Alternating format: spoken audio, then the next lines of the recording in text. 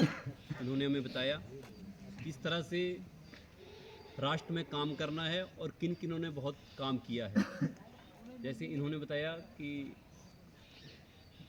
स्वर्गीय श्री हरिशरण जी, उनका नाम, और दूसरे इसी क्रम में परम आदरणीय आप सभी जानते हैं कि हमारे सभी के द्वारा पूजनीय डॉक्टर जगन्नाथ जी, उन्होंने जो बीज बोया है उसका फल अभी तक सभी काट रहे हैं। और मैं समझता हूँ कि बीज देखने में छोटा होता है, परंतु बीज अपने में इतना सामर्थ्य रखता है कि वो पूरा ब्रह्मांड उसमें समाहित हो जाता है। इसलिए बीज छोटा नहीं होता, क्योंकि एक बीज से एक वृक्ष पैदा होता है और उसी वृक्ष में हजारों वो बीज फिर लग जाते हैं और उन्हीं बीजों से फिर पूरा ये ब्रह्मांड भर जाता है। तो जो बीज वो बोके गए हैं, यही जैसे यहाँ सभी बैठे हैं तो वेद वर्ग चला हुआ है यहीं ऊपर पंजोत के पास, तो वहाँ से भी सभी आए हैं और उन्होंने जो काम किया है उसका ऋण कोई चुका नहीं सकता वैसे, क्योंकि वो सुबह जैसे ठंड होती है ना सुबह सुबह, तो हमारे घर यहाँ भी पहुँच जाते थे सुबह करके कि आजकल आप देर से आते हो, आ नहीं रहे। और एक बहुत अच्छी बात उनकी होती थी कि वेद कैसा चला है आपका, और आप गीत नहीं गाते, आप कविता नहीं बोलते, क्योंकि वो सब जानते थे कि जो गाना गाता है, कविता बोलता है, उसका दिमाग भी तरोताज़ा रहता है। इसलिए इन विषयों के ऊपर उन्होंने बहुत जोर दिया और आप सभी उनके विषय में बहुत जानते हैं। मेरे द्वारा बहुत बोलना शायद अतिशयोक्ति होगी। बोले भारत माता की जय। थोड़ी जोर से बोलना है आपने, क्योंकि कहा है किसी ने, दिल में जनून आँखों में देशभक्ति की चमक रखता हूँ। दिल में जनून आँखों में देशभक्ति की चमक रखता हूँ, दुश्मन की जान निकल जाए आवाज़ में इतनी दमक रखता हूँ। तो थोड़ी आवाज़ में दम होना चाहिए। बोले भारत माता की जय। हाँ, ऐसे पता लगे कि कहीं कार्यक्रम चला हुआ है। देखिए, जिस तरह से समाज में और कार्यक्रम होते हैं और वहाँ पे आपको जाना पड़ता है, औपचारिकता के लिए जाना पड़ेगा, निमंत्रण है, वो किसी के घर में होता है कार्यक्रम, तो आप सभी पहुँचते हैं जा करके अपनी जिम्मेवारी मानते हुए। परंतु ये तो ऐसा कार्यक्रम है कि ये किसका है? हिंदुओं का। हम सब क्या हैं? हिंदू ही है ना। तो हम हिंदू हैं तो हमारी कोई पहचान होनी चाहिए कि हम हिंदू हैं। देखो, पहचान दो तरह से होती है व्यक्ति की, एक तो बाह्य रूप से, एक आंतरिक रूप से। हो सकता है किसी को तिलक लगाने में शर्म महसूस होती हो सकता है किसी को चोटी रखने में शर्म महसूस होती हो, है ना। हो सकता है किसी को धोती या कुर्ता पजामा डालने में शर्म लगती हो। और ये गिव तो छूट गया, ये तो हो गए हमारे बाहर के जो दिखाने वाले चिन्ह होते हैं व्यक्ति के, कि कोई बोले किसी को कि वो हिंदू है तो कोई विशेष चिन्ह तो हो, उसका पता तो लगे किसी को कि वो हिंदू है। जैसे मुसलमान होते हैं तो वो टोपी लगाते हैं, उनके दाढ़ी रखने का तरीका अलग होता है। तो हम हिंदू हैं, हमारा ऐसा कौन सा चिन्ह है, ये भी चिंतन करना है। और एक आंतरिक पहचान भी होती है हिंदू की। हिंदू क्या होता है? वो चरित्रवान होता है, वो विनयशील होता है, वो सहनशील होता है।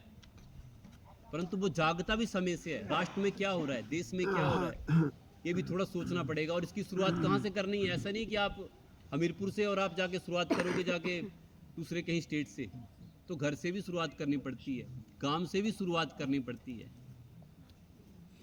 और हमारा तो बड़ा सौभाग्य है कि मुझे लगता है कि मैं लगभग इस संघ से मुख्य रूप से 2000 से जुड़ा हूँ लगभग। और हमारे परम आदरणीय डॉक्टर जगन्नाथ जी मुझे पहली बार ले गए थे जब मैं 3rd क्लास में था, तो ले गए थे ब्रालडी में, एक शिविर लगता था, बाल शिविर 3 दिन का।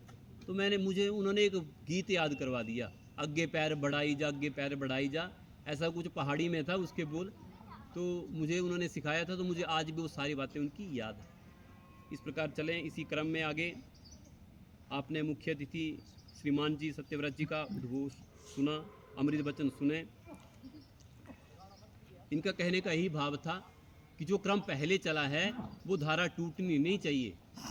और गुरुजी भी कहते थे कि पुराने दीपक नहीं बुझने चाहिए, नए जले चाहे ना जले, परंतु जो पुराने दीपक हैं उनको संजो के रखना, उनको संभाल के रखना।